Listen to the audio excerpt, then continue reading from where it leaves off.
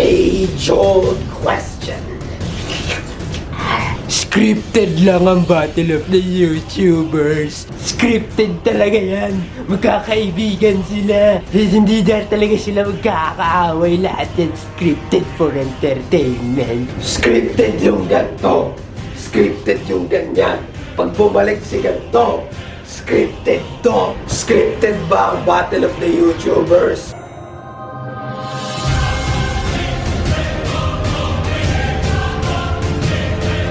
And here is a very controversial video, a very controversial question indeed. And I'ma tell you mga kaunggoy, isa ako sa mga staff ng Battle of the YouTubers. Pati na rin ang ilang members sa G Plana Squad. Lalo na si Rick G. Marami na siyang nagawa, marami siyang ambag dito sa events. G Plana Squad is legit now. We are part of the production of Battle of the YouTubers, mga kaunggoy. Now that's a very tall feat. Isa yan sa mga malaking achievements na nagawa namin. Staff kami. Alam namin ang mga nangyayari behind the scenes. Ano ang mga ganap? Ano ang nangyayari? Ano ang plano? Ano ang susunod nilang gawin? Si Rick G, ang dami niyang alam. He knows a lot of shit. I've been to meetings with the Battle of the YouTubers management. We've been to the meetings. We've been to the planning meetings kung saan nila pinaplano lahat. Kung saan nila sinasabi na, uy, ganito, ganyan. And you know.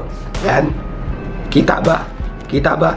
Very nice. Scripted ba ang Battle of the YouTubers? And the answer is ding ding ding ding ding ding ding ding. Who fucking gives a shit? Go kill yourselves. As long as I get money, views, okay lang ako. I really don't give a shit. I really don't give a crap.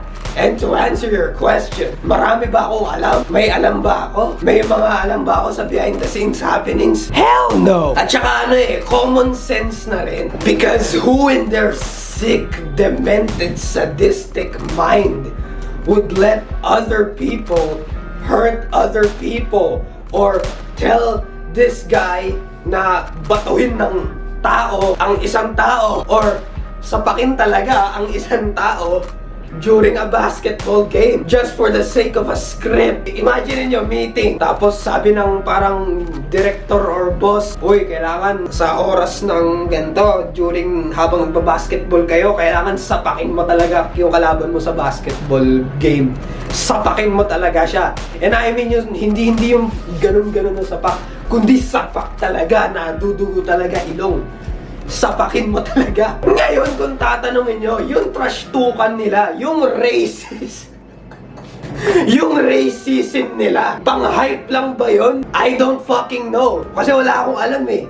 Kasi hindi ako nag-iisip eh. Pero ito, sasabihin ko sa inyo mga kaunggoy. Controversy creates buzz. Of course, pag sinabihan ng promoter na, uy, kalaban mo si ganito ha. Syempre, yung dalawang magkalaban, magre-research sila, aalamin nila ang past, history, background, whatever the fuck they do, race, para panggamit ng trash talk.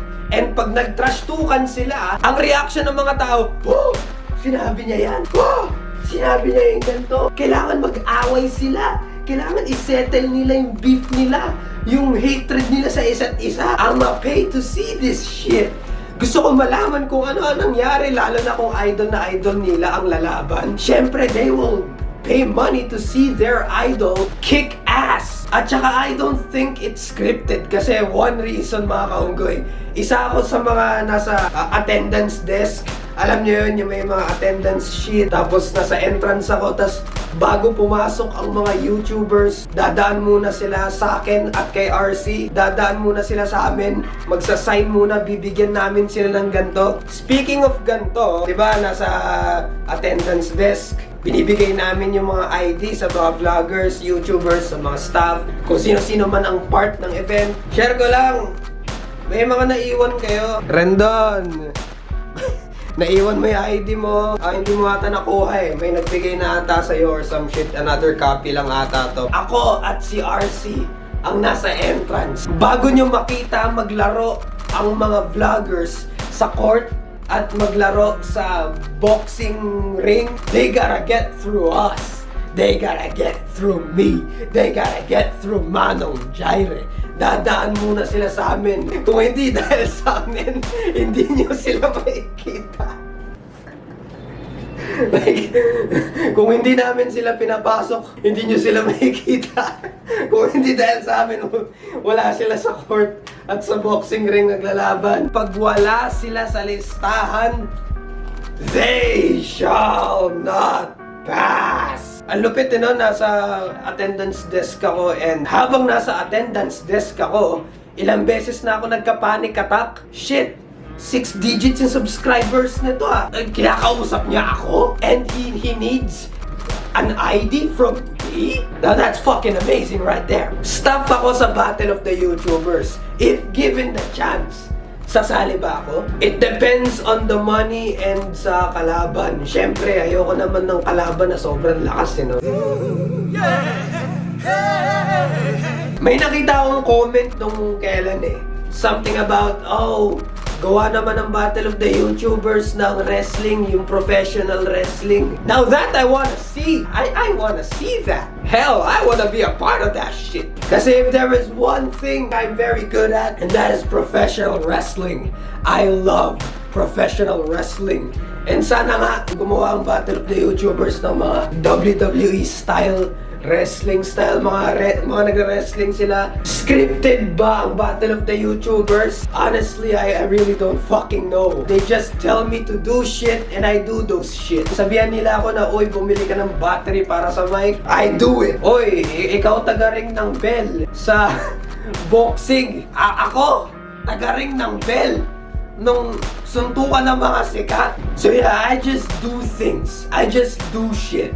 I don't know the behind the scenes or whatever the fuck. At saka if ever man scripted, I really don't care. Who gives a shit?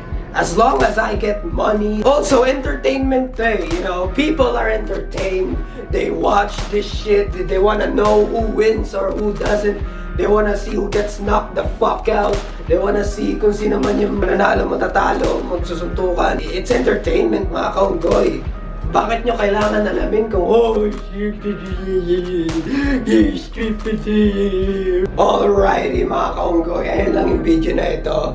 And that's the bottom line, because Manong Jaire said so. More videos like this soon. May mga video ideas pa ako naiisip. And antayin nyo na lang, ma-upload ko yun isa't isa. Shoutout sa comment of the day. Sino kaya yung inayupak na yan?